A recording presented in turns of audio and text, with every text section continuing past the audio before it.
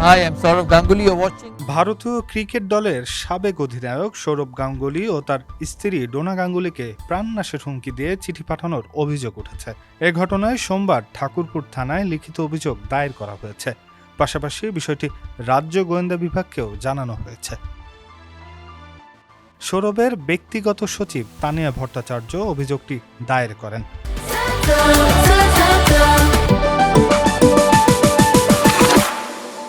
অভিযোগপত্রে বলা হয়েছে, গত ৬ মাস ধরে সৌরভ গাঙ্গুলির পরিবারকে উদ্দেশ্য করে বেনামে ইংরেজিতে বেশ কয়েকটি আপত্তিকর চিঠি পাঠানো হচ্ছিল।